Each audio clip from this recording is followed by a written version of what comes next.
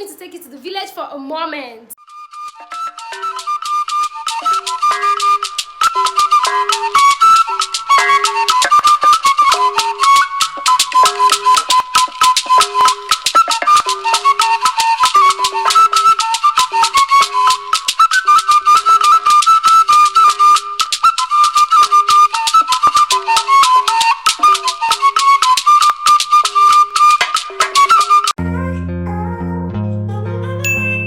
Hey guys, welcome to today's vlog. So today's vlog is my grandmother's burial vlog, and I'll be doing a lot of talking in this video because I'll be explaining to you guys how the Igbos bury the dead.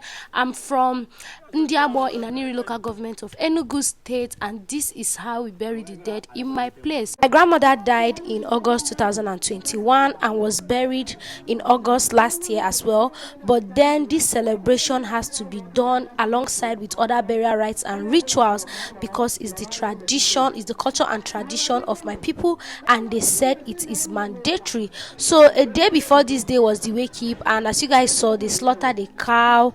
They said it's also part of the tradition to slaughter a cow for the woman because she's old, and they did a lot of cooking. And as you guys can see, this set of people that just arrived with their food, their cooked food items, are from my grandmother's place. They are my grandmother's family because my grandmother was married into my father's family. She's from another different kindred entirely. So tradition demands that her people will cook and come and sympathize with their in-laws on the death of their daughter.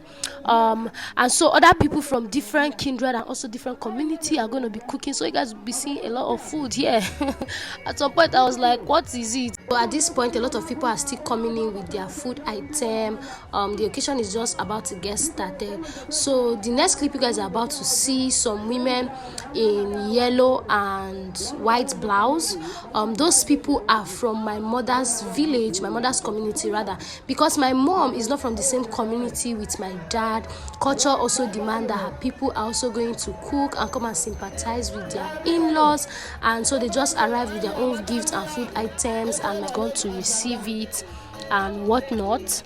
My mom's co-wife is also not from the same community with us, so her people also prepared food and brought as well to come and sympathize with their in-laws. So everything food is what is just happening now. A lot of people are arriving with their food and gift items.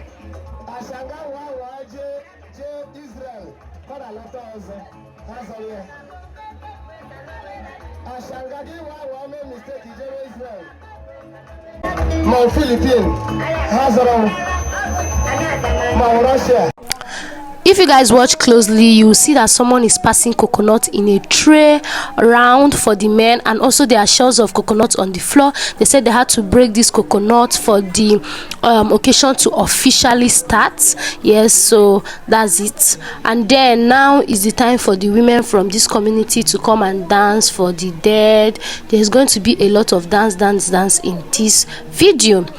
So at this point they are still dancing for the dead. This is the point where my mom's co-wife, that's my uncle's wife, will come and dance with her husband, and there will also people will spray them money, and they said is dancing for the dead, and they are playing traditional, or will I say local musical instruments. That's just it. You guys enjoy. My uncle's wife just got into the dance floor. We are not even ready today. These people came prepared.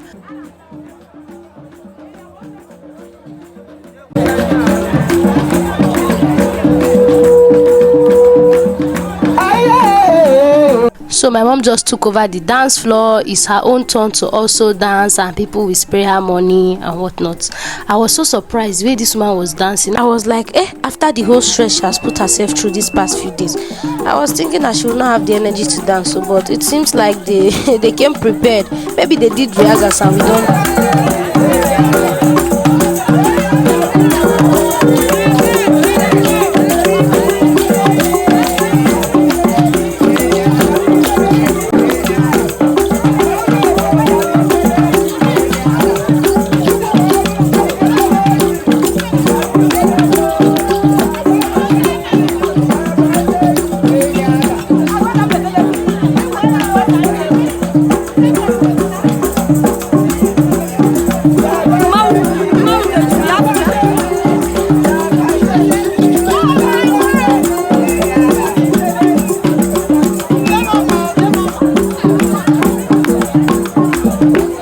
Now this set of women that are dancing are from my mother's village. It's their own turn to also play musical instruments and also dance for the dead, and later on my mom and my grandmother, that's my maternal grandmother, are going to join them because they are all people from their place.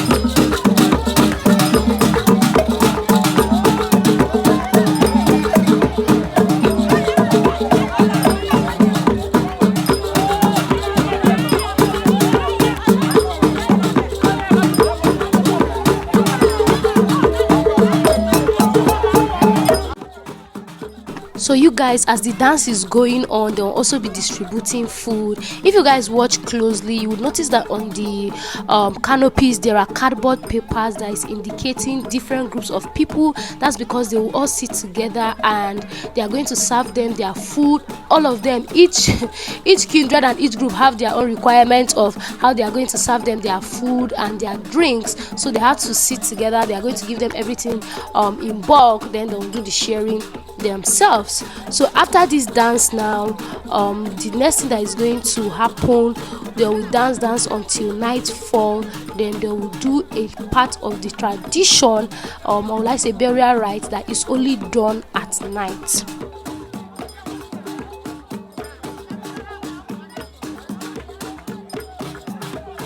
This Chichi that will be done at night, the burial rite, they say that they used to do it for one chizu, and to be honest, I cannot translate that in English.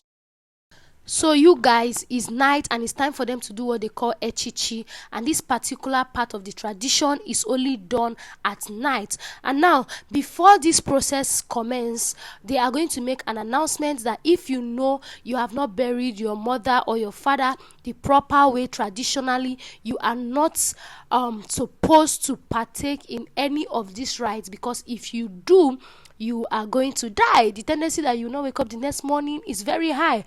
People who have tried it in the past ended up losing their life. So the things they needed for this process is 8 balls of fufu. If you don't know what fufu is processed cassava. They had coconut and also groundnut.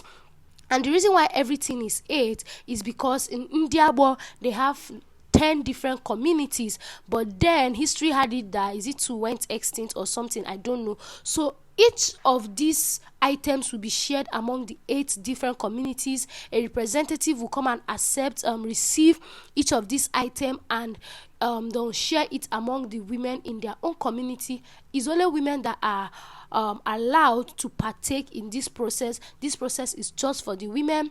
At the end of this process, they are going to call out the children of the bereaved and her grandchildren, and we are all going to come and dance and throw money to the ground to touch the earth. When I asked why they did that, nobody gave me an explanation. They just said it's tradition, it has to be done. They said, oh menana. There was no any any tangible explanation or significance to why we had to come and dance and throw money to touch the earth. In fact, me, I threw my own money first, and they had to tell me to pick it and go and throw it in front of some very old women to touch the floor in front of them. So that's just basically what we did this night. The next morning, they also continue. This time around is the turn of the men. So today they had smoked catfish, coconuts, groundnut as well for the men. They shared it, did some traditional rites. It's also part of the burial rites, but this one has to be done the next day. And then the interesting part of all this is the fact that they prepared pepper soup yam with chicken liver and went to pour it at my grandmother's grave side. When I asked them why that was done, they said that they were feeding her in the spirit that she's going to eat it. So after some time, I did no longer see the food at the graveside, and they came and shot a local gun that sounded very loud, and they said everything has ended. They've completed the entire burial rites, and everybody is free and we are to move. Everybody cannot go back to your base. And then you guys, they stated it clear to us that irrespective of your religion, you have to just participate in all of these burial rites. And coupled with the fact that my grandmother died a traditional worshiper, there was just so much traditions and right that at some point I was asking myself that am I a stranger in this land, because it was like everything was new to me. So that is it, you guys. Thank you so much for watching this video up until this point. If you did enjoy it, please give me a thumbs up. Share this video with your family and friends, especially those who are Igbos. Make una dey learn una tradition small small, so that una no go on a village be like say una be visitors. So you guys take care. I'll see you guys in another video. Bye.